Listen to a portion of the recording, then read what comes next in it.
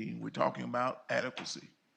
We're dealing with a court order, and we're dealing with priority. And we're sitting here talking about special ed, we're talking about transportation, where we've done assessments, and the assessments say, let's do this, and we're funding it to that being less than this. And then there's some arbitrary numbers that we've come up with, not arbitrary, there's some numbers we've come up with, through some study and some work. But there's no reason why we cannot do what we should do to make the teachers priority and get those salaries where they need to be to make the state competitive so that we can keep our teachers. And I'm talking about above what we're recommending. I'm talking about the more conversation. When you look at the whole conversation of what we've done as a legislature, we cut taxes. And we cut taxes to the tune of, you know the numbers, over $500 million.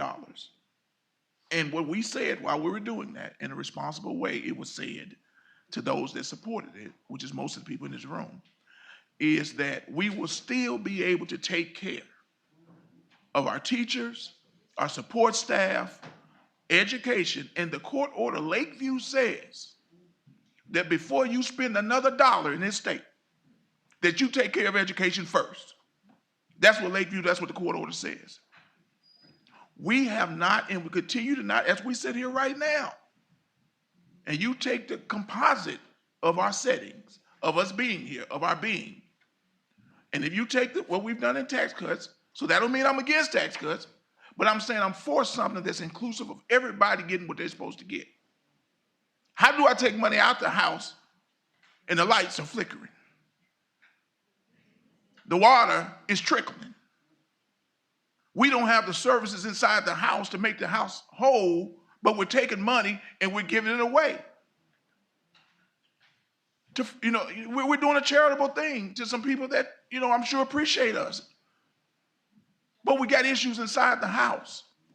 When we talk about transportation and the studies that I and others have done, and we came up with real needs, our students sitting on the bus in rural areas not able to get to and fro, and then we come here and we fund it to just some number.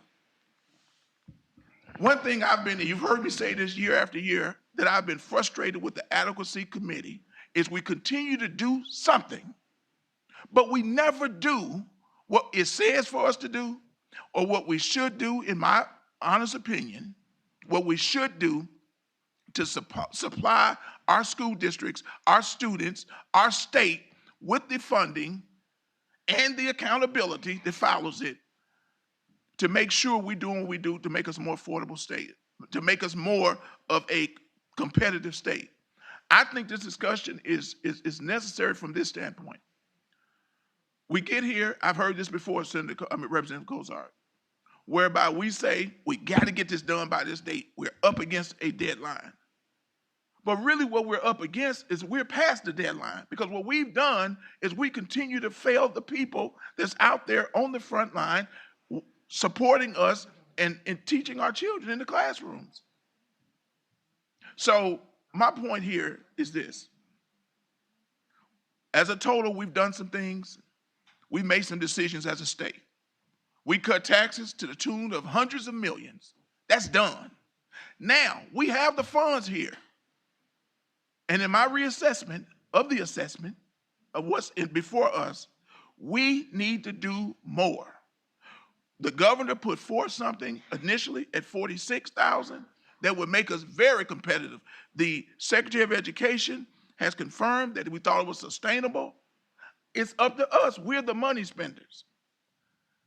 Let's show our people that we truly support them. We truly support education. We're going to obey the court order, and let's be what we should be for our people. Thank you.